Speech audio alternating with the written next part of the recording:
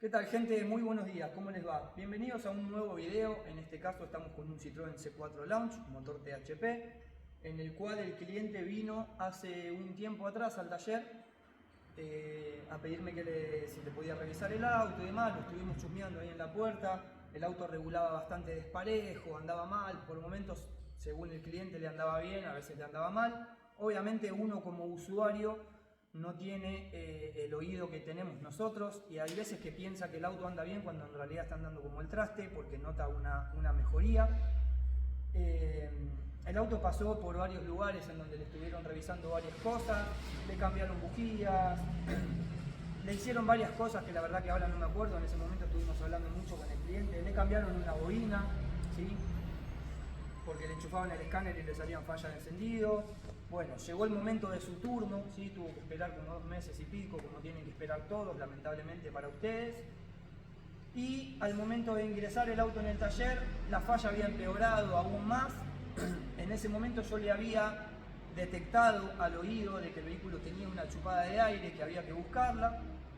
Aparte de que había que revisar varias cosas, porque no recuerdo bien si no le habían hecho la distribución también, o sea que también había que mirar si estaba fuera de punto.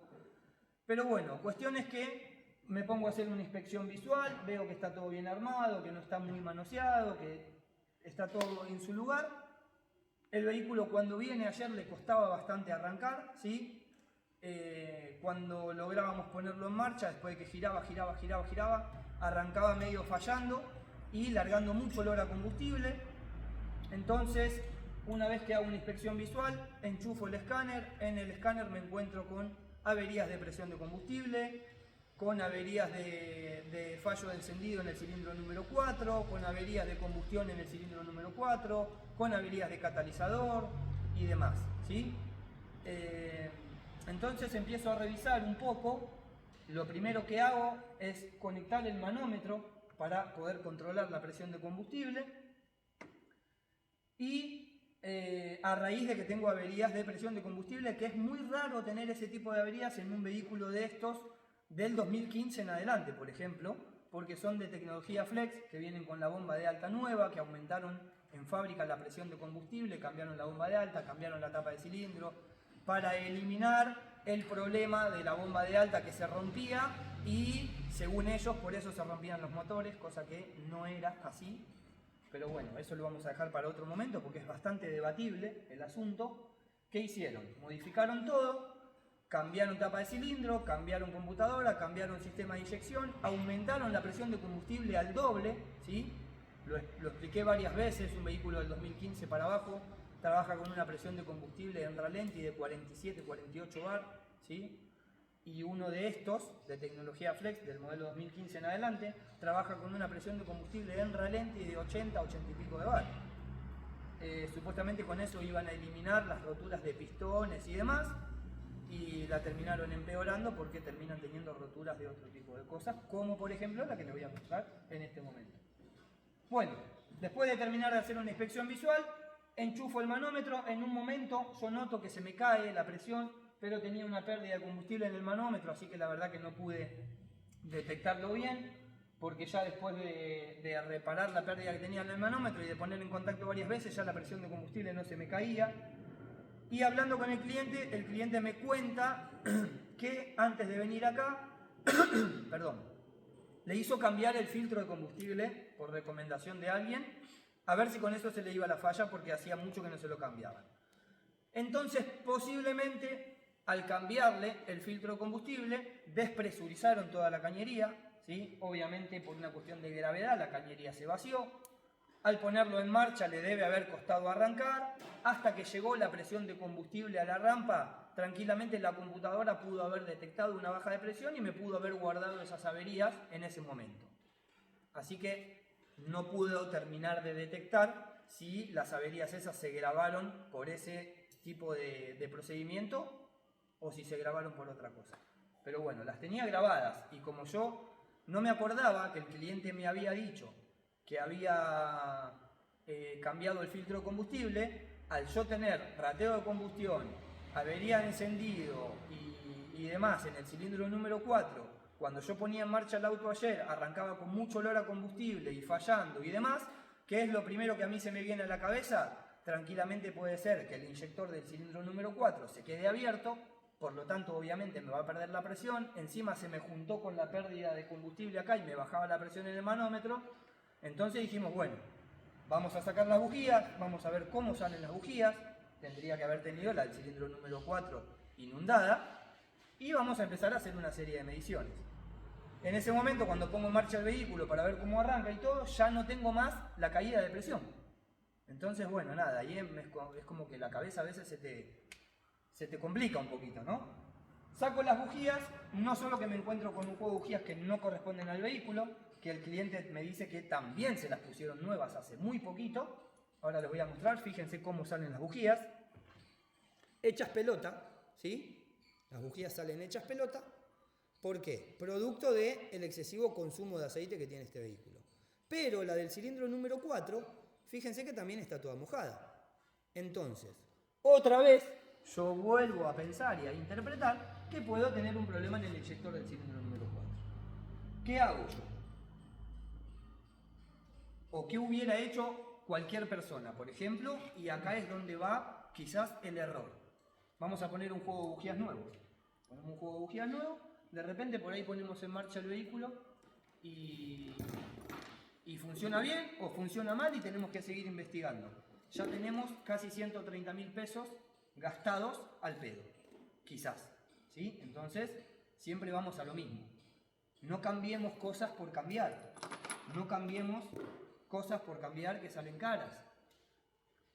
Estudiemos todo el procedimiento, verifiquemos todo lo que tengamos que verificar y cambiemos cuando estemos seguros. En cualquier taller, como en el nuestro, como en cualquier taller, siempre vamos a tener un juego de bujía que se cambió porque llegó en los kilómetros, por una cuestión de mantenimiento, y ese juego de bujía está bueno. Nosotros lo guardamos. Si yo hubiera tenido que probar acá con un juego de bujía, no pruebo con un juego de bujía nuevo, pruebo con un juego de bujía viejo que esté en buen estado, hasta llegar al momento de reparar y encontrar la falla. La semana pasada a mí me cayó un vehículo, un BMW por ejemplo, con motor THP, en el cual se le había quemado una bobina. El cliente decidió cambiar las 4. Se le pusieron las 4 bobinas nuevas, las 3 que quedaron no se las quiso llevar. A mí me vienen como anillo al dedo. Esas 3 bobinas van a parar un cajón. ¿Para qué me sirven esas 3 bobinas? Para hacer pruebas, ¿sí? Y así uno se va armando y va probando diferentes cosas para no gastar guita al pedo, ¿sí? Un consejo que les doy, no es para sacarle mano a nadie ni nada. Un consejo que les doy, como el que trato de darle siempre, más que nada a la gente que recién arranca y todo, para que vayan aprendiendo también cómo es el manejo y cómo llegar a un diagnóstico y demás. Bueno, ¿qué vamos a hacer acá? Que nosotros ya lo hicimos, obviamente, por eso se tomó la decisión de hacer el video. Como siempre digo, los videos, si bien son espontáneos, por lo general yo comienzo a hacer un video luego de ya saber a dónde está el problema. Hay veces que vuelvo todo para atrás y vuelvo a hacer todo el procedimiento y se los muestro, y hay veces que no, porque si no el video se termina siendo muy largo, muy engorroso y demás. ¿Qué hicimos nosotros en ese momento? Tomamos compresión. Voy a volver a tomar compresión para que ustedes lo puedan apreciar. Seguramente muchos se preguntarán el por qué yo tomé la decisión de tomarle la compresión. Llamémosle quizás experiencia, pero si no le quieren llamar experiencia, llamémosle seguridad, ¿sí? Tenemos una avería en el cilindro número 4 que no sabemos qué es.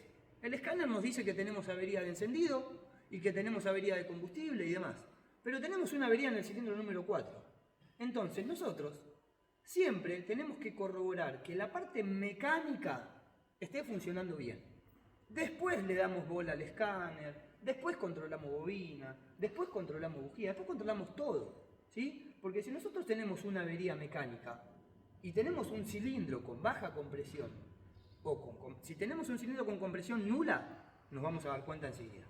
Pero si tenemos un cilindro con baja compresión, ese cilindro que tiene baja compresión a nosotros nos va a generar un montón de averías. La computadora de motor no se va a dar cuenta en el momento. Entonces, si yo tengo un cilindro con baja compresión, yo le pongo un juego de bujía nuevo, esto, lo otro, y salgo a andar con el vehículo capaz que anda bien dentro de todo. Pero en un determinado momento, la computadora va a detectar esas falsas explosiones que hay adentro de ese cilindro. Me va a volver a prender el check, me va a volver a tirar avería, se va a volver a poner el auto en emergencia, ¿Qué es lo que pasa por lo general siempre? Y lo que le viene pasando a este muchacho de pasar por diferentes lugares en donde no le hicieron un diagnóstico completo y le fueron cambiando cosas y el auto salía andando bien, de verdad, pero le dura ¿cuánto? Un día, 2 días, 15 días, una semana y vuelve otra vez con el mismo problema, ¿sí? Entonces, nosotros siempre corroboramos que la parte mecánica del vehículo esté en perfectas condiciones. Si yo le tomo la compresión a los cilindros y me encuentro con que tengo un desfasaje de la compresión en los 4 cilindros, yo tampoco puedo seguir cambiando cosas para probar. ¿Qué tengo que hacer? Tengo que levantar la tapa de válvula y tengo que controlar la puesta a punto, porque si el vehículo está fuera de punto, yo voy a tener un desfasaje en la compresión. Controlo la puesta a punto, está mal, la corrijo, vuelvo a tomar compresión. Una vez que yo pueda corroborar que mecánicamente el motor, o al menos los 4 cilindros, están funcionando como corresponde, recién ahí yo le puedo dar bolilla al escáner y a toda la cantidad de cosas que les mencioné antes. Antes de tomarle la compresión, no me quiero olvidar de mostrarles en dónde está la chupada de aire que yo había escuchado en ese momento. Que también esa chupada de aire a nosotros nos va a generar una avería, nos va a generar que el motor ande como el traste y demás, ¿sí? Por eso tranquilamente yo podría haber desarmado, cambiar bujía, cambiar esto, cambiar el otro, pensando que el quilombo venía por ahí. Vamos a sacar el diafragmita de la válvula PCB, en este caso, que fue lo primero que fui a mirar para ver si la chupada de aire venía por acá, y miren con lo que me encuentro. Diafragma de la válvula PCB completamente roto, ¿sí?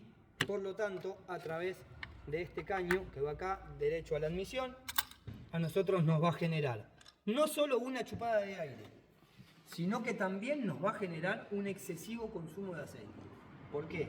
Porque la válvula PCB, al no cerrar, ¿sí? Y tener el vehículo en marcha, todo el aceite que pasa por acá, con la aspiración grande que tiene el motor, sobre todo cuando el vehículo está en ralenti, a nosotros se nos va a tomar todo el aceite.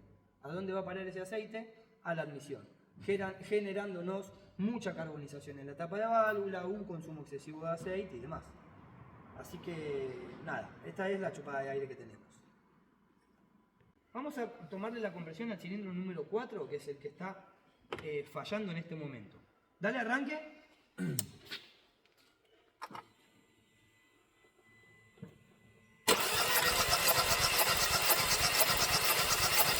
Bueno, fíjense que este cilindro tiene muy poca compresión, no tiene una compresión nula, ¿sí? Este vehículo vino andando y lo viene andando así hace 2 meses que me está esperando el turno y quién sabe cuánto antes de que esto se agrave aún más hasta que llegó a nosotros. Vamos a tomarle la compresión igual a los cilindros, a los 4 cilindros, porque también la intención es de que el dueño del vehículo pueda ver el video y pueda ver el diagnóstico completo. Dale arranque.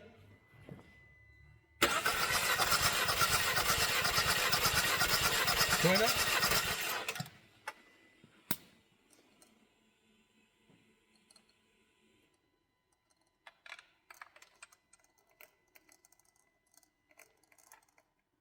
Dale arranque. Bueno.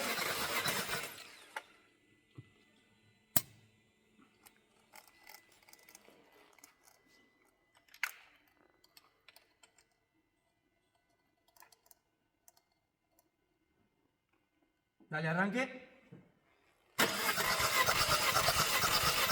Bueno. Cortalo. Bueno, vamos a poner en el cilindro número 4, ¿sí? En estos vehículos el número 4 es el del lado de la distribución. Mientras ponemos el pistón abajo para poder entrar con la camarita, les voy a comentar algo, porque muchas veces me han preguntado también. Nosotros le tomamos la compresión a un motor. Muchas veces hay que tener, muchas veces no, siempre, hay que tener la información correcta de cuánto es lo ideal de compresión para cada motor, ¿sí? Porque no todos los motores comprimen lo mismo, obviamente, si hablamos de un HDI, si hablamos de un naftero, si hablamos de un motor aspirado, si hablamos de un motor turboalimentado, como es en este caso. Entonces hay que tener una noción de cuánta compresión puede tener un vehículo. ¿Por qué? Porque en este caso, por ejemplo, lo ideal de compresión en un motor THP, por ejemplo, es de 125 libras. Y me ha pasado en varias oportunidades y me han preguntado muchos colegas, o me han dicho muchos colegas, no, porque tengo una falla así, así, así, no la puedo encontrar, si me puedes dar una mano, que esto, que el otro. ¿Le tomaste la compresión? Sí, la compresión está perfecta. Y yo siempre le pregunto, ¿por qué decís que está perfecta? ¿Cuánto tiene de compresión? No, porque tiene 170 libras cada cilindro, está perfecta. No, no está perfecta, gente. Está hiper pasado de compresión. No puede tener 170 libras de compresión un vehículo con un motor turboalimentado. 170 libras de compresión puede llegar a tener un aspirado. Y depende qué aspirado, porque hay algunos que tienen que tener 150, 170 también está pasado. Entonces, no porque tenga buena compresión significa que esté bien, ¿sí? Lo ideal es que tenga 125 libras. Ahora, me decís, ¿tiene 110, 115? Va a andar igual. ¿Tiene 130? Va a andar igual. Pero ya me está dando un indicio de algo. ¿De qué? De que está fuera de punto, de que está muy carbonizada la admisión, de que tengo mucho carbón adentro de la cámara de combustión, tengo carbón arriba de la cabeza del pistón, me achica la cámara de combustión, obviamente voy a tener más compresión a la hora de medirla con un compresómetro, eso me va a generar averías, falsas explosiones y cosas que la computadora va a detectar, y fallas que uno se va a volver loco y va a cambiar cosas y esto y el otro, y en realidad termina siendo siempre una avería mecánica, ¿sí? Entonces por eso yo siempre hago hincapié en controlar la parte mecánica. Nunca nos tenemos que olvidar que por más tecnología que tenga un auto, de acá para adentro tenemos un motor a explosión, 4 tiempos, de 4 cilindros, que trabaja exactamente de la misma forma que trabajaba un motor hace 50.000 años atrás. Entonces, cuando el mecánico se olvida de la parte mecánica por culpa de toda la parte electrónica, ahí empiezan los grandes problemas de diagnóstico, ¿sí? Nunca hay que olvidarse de esa parte. Vamos a meterle la camarita y vamos a ver con qué nos encontramos adentro de este cilindro. Otra de las cosas que yo siempre hago hincapié y que se los he comentado en un montón de oportunidades es el tema del aceite. Este vehículo tiene un consumo de aceite excesivo, ¿sí? ¿Qué es lo primero que le van a recomendar? ¿Qué es lo que ya le recomendaron? No, ponele un 1040, no, ponele esto, no, ponele el otro. Bueno, miren, yo les voy a mostrar qué es lo que hace ponerle un aceite que no corresponde por tema de consumo. Si hay un problema de consumo hay que resolverlo, ¿sí? No hay que querer tapar el sol con un dedo, porque en vez de mejorar, empeorás las cosas. Acá tenemos el cilindro en cuestión, que fíjense que está prácticamente inundado, ¿sí? No sé si lo van a poder apreciar bien ahí. Tiene un montón de partículas de carbón, mucha cantidad de carbón arriba de la cabeza, que igual podría ser peor. A ver el 1 cómo está.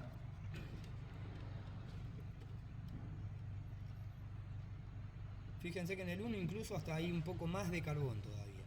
¿Por qué tengo menos carbón yo en este cilindro? Porque este cilindro está recontra pasado de combustible. Ahora, ¿por qué este cilindro está pasado de combustible? Porque tiene poca compresión. Entonces, al tener poca compresión, no puede comprimir el combustible como corresponde y hacer la explosión como corresponde.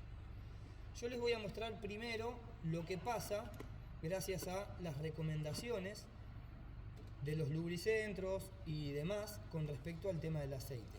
Fíjense las rayas que hay adentro de los cilindros. Vamos a ver si podemos encontrar las que yo encontré hoy para que las puedan apreciar. Miren el cilindro todo rayado como está. Un montón, miren ahí.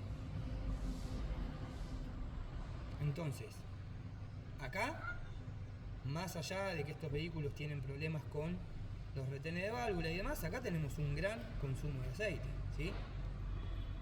El problema que tenemos en este vehículo con respecto a la falla, lo tenemos acá. Acá estamos en las válvulas y lo van a poder apreciar, dando de vuelta a la cámara, que ahí nos está faltando un pedacito de válvula, ¿sí? ¿Qué pasa? Como la válvula quizás no terminó de romperse del todo en el asiento de la válvula, entonces por eso tenemos un poco de compresión. Cuando la válvula se termine de romper, no vamos a tener nada de compresión y este vehículo, en vez de andar en 3 cilindros y medio, va a andar en 3 cilindros directamente. Esto se viene generando, ¿sí?, de a poco. Cuando empieza la sopladura, muchas veces, depende de la velocidad, el momento en el que viene andando, si viene en ruta o no, lo que sea, se sopla, pum, se rompió, listo, chao. Pero a veces se viene soplando de a poco la válvula, producto del carbón, producto de mala combustión, producto de un montón de factores y producto de la cagada que se mandaron de modificar la inyección de estos vehículos. Los vehículos de antes supuestamente rompían pistones. Al modificar todo lo que modificaron con respecto a la presión de combustible, tapa de cilindro y demás, es bastante común que ahora soplen válvulas, ¿sí? Nosotros hemos sacado tapa de cilindro de motores THP con 60-65.000 kilómetros reales. Obviamente por usar con un combustible que no corresponde y un montón de otros factores, ¿sí? Convengamos que nosotros en Argentina ni siquiera tenemos el combustible que realmente corresponde usar en este vehículo. Pero bueno, tendríamos que ponerle el mejor. Si encima que no tenemos el que corresponde le ponemos el peor, obviamente este tipo de cosas van a aparecer antes del tiempo. Así que bueno, gente, nada. Yo ya lo hablé con el cliente, lo está evaluando, de ver si hacemos o no la reparación. En el caso de que hagamos la reparación, va a depender de él qué es lo que quiere hacer, si quiere hacer la tapa de cilindros completa y nada más, y de que el vehículo obviamente va a andar hiper bien, solamente que va a tener un pequeño consumo de aceite por las rayaduras que tienen los cilindros, que no son tan graves. En la cámara muchas veces se ve que fuera re grave, pero al momento de desarmarlo no son rayaduras graves, que le van a generar un pequeño consumo de aceite, pero que el vehículo va a andar igual. O si quiere hacer todo completo, de rectificar, pasar a la siguiente medida y demás, y eliminar todo de una, hacer tapa de cilindro, motor, y ya con eso va a tener el vehículo funcionando en perfectas condiciones y sin consumo de aceite. Así que bueno, gente, de esta manera llegamos al diagnóstico. Espero que les sirva la información, que les guste el video. No olviden suscribirse al canal, darle me gusta, compartir y activar la campanita, y nos vemos en el próximo. 1.000.000 de gracias. Bueno, lo que yo voy a hacer ahora, para que ustedes lo puedan apreciar, es volver a armar el vehículo, porque en el caso de que el cliente me dé el ok para hacer el trabajo, igual yo el vehículo lo tengo que mover. Entonces, le voy a volver a poner las mismas bujías, hechas pelota como están. Le voy a volver a poner las bobinas y voy a poner en marcha el vehículo para que ustedes puedan apreciar cómo vino el vehículo andando al taller y que puedan ver que no funciona el vehículo directamente en 3 cilindros, todo desmadrado y todo hecho pelota, como para que a uno le dé un indicio rápido de que hay una válvula soplada, por ejemplo. Porque después salen todos los de teclado a decir para qué tanto pipipí o para qué tanto procedimiento y para qué patatán, ¿no? Pero bueno, yo igual armarlo lo tengo que armar, porque si el trabajo no lo hace, se lo va a llevar andando, y si el trabajo lo hace, el auto yo lo tengo que acomodar. Así que vamos a ponerle las 4 bujías y vamos a ponerlo en marcha para que puedan apreciar que el vehículo está en marcha y cómo vino al taller.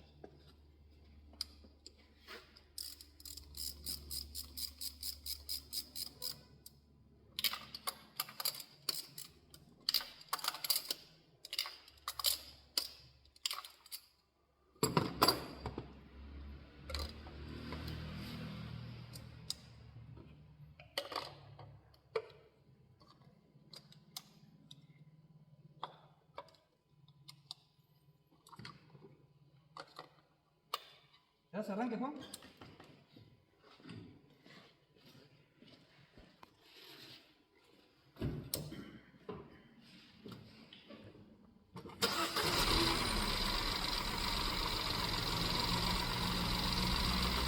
¿Ven que el vehículo viene andando? Está andando como el ojete, está haciendo ruido en la distribución, tengo un ruido por acá que no sé de dónde viene, tengo una chupada de aire importante, ¿sí? Acelerar un poquito, a ver.